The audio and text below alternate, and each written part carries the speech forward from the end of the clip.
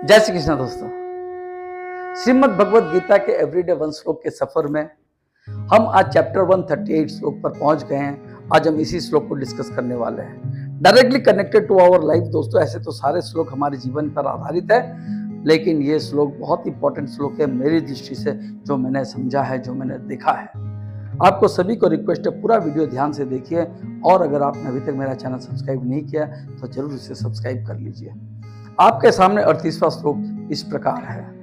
यद्यप्येते न पश्यन्ति लोभोपहत चेतसः कुलक्षयं कृतं दोषं मित्रद्रोहे च पातकम्। यद्यप्येते न पश्यन्ति, श्री कृष्ण को अर्जुन को बोल रहे हैं ये बात कि मुझे जो दिख रहा माधव, क्या दुर्योधन को नहीं दिख रहा है?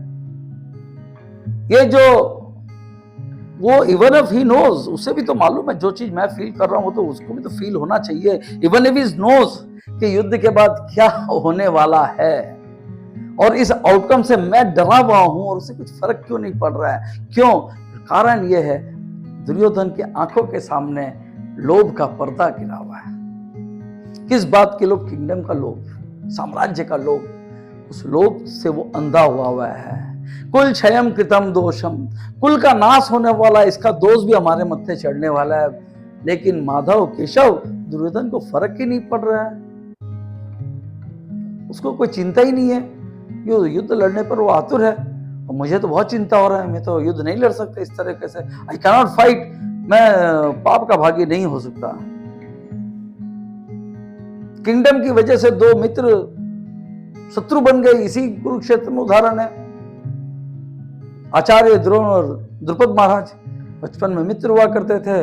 किंगडम की बात आई, युद्ध हुआ, लड़ाई हुई, किंगडम में बंटवारा हुआ, दोनों दुश्मन बन गए, आमने सामने खड़े हैं। तो ऐसा क्यों माधव? अर्जुन के मन में बहुत डिलेमा है कि मैं ये सोच रहा हूं, ये नहीं सोच रहा, और इससे जो पाप लगने वाला है, ये जो कुल का नाश होने वाला है, इससे जो पाप लगने वाला है, ये पाप को तो मैं नहीं करने वाला। हे माधव, मैं युद्ध नहीं कर सकता, मुझे क्षमा करो, मैं युद्ध नहीं कर सकता।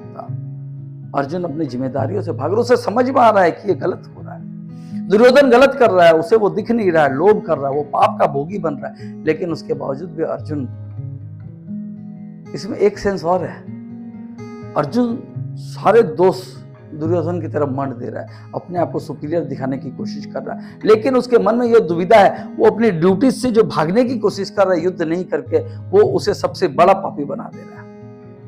और यही बात ईश्वर भगवान बाद में कहेंगे, उसे समझाएंगे।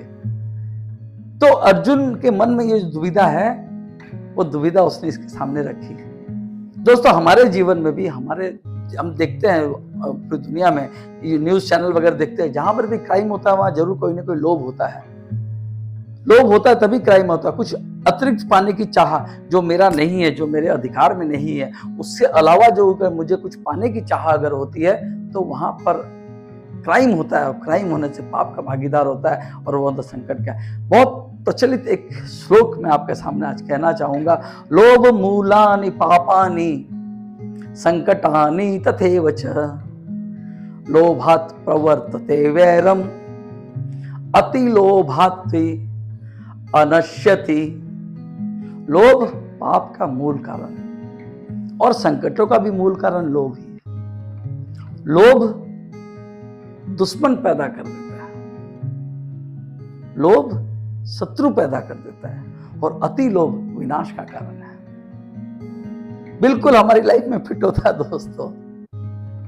हमें वो चीज पाकर खुश होते हैं जो हमारे नहीं है। डिजायर, हमारी जो डिजायर है उसे हम पाके खुश होते हैं, मगर वो डिजायर टेम्पररी है, वो हमारे पास परमानेंट रहने वाली नहीं है। और जब वो जो हम हासिल करते हैं, हम लोभ करके जो हासिल करते हैं, वो जब हमारे हाथ से स्लिप करके चली जाती है तो हमें दुख भी होता है। ये जो दुख जो होता है, खुशी जो मिलती है, उसके पीछे कहीं न कहीं लोभ छुपा हुआ रहता है। बिना लोभ के सुख और दुख, खुशी और दुखी इंसान हो ही नहीं सकता। पीछे लोभ, डिजायर, कुछ पाने का डिजायर, वो जब मिलता है तो खुश हो जाता है, और वो जब चला जाता है तो दुखी हो जाता है। हर सुख और दुख का कारण है डिजायर। अगर वो डिजायर ना करे तो इंसान के लाइफ में दुख नहीं आएगा, उसके लाइफ में संकट नहीं आएगा। जो उसके पास है वो उसे पर्याप्त समझकर अगर लाइफ को जीता रहे तो बिल्कुल समस्या नहीं आएगी, वो बिल्कुल आराम से जीवन जी सकता है।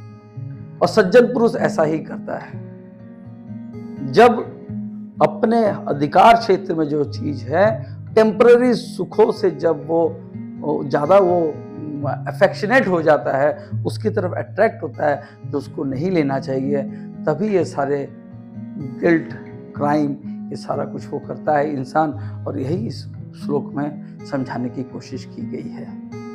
दोस्तों, अगर आपको ये श्लोक पसंद आया है तो ज़रूर इसको शेयर कीजिए अपने फ्रेंड्स और फैमिली मेम्बर्स के साथ में। अगर आपने चैनल सब्सक्राइब नहीं किया है तो फिर मैं कहता हूँ ज़रूर सब्सक्राइब कीजिए। इसी तरह एक एक श्लोकों का सफ़र हम रोज़ लेकर आएंगे, रोज़ एक श्लोक समझने की कोशिश करेंगे, गीता के सद्बुद्ध ज्ञान का लाभ उठाने की कोशिश करेंगे, हमारे जीवन में इम्प्लीमेंट करने की कोशिश करेंगे, ताकि हमारे जीवन में हमारे अंदर की जो इंट्रिंसिक जो कैपेसिटी है प्रॉब्लम सॉल्व करने की, संसार को देखने की, प्रॉब्लम एनालिसिस करने की, ये कैपेसिटी हम अपने अंदर डेवलप कर सके, बढ़ा सके, ताकि हम बेहतर ज़िंदगी जी सकें। अगर आपको ये श्लोक पसंद आया है तो आप जरूर इसे शेयर कीजिए। मैं फिर एक बार कहता हूँ, फिर मिलेंगे अगले श्लोक में। तब तक के लिए जय श्री कृष्ण।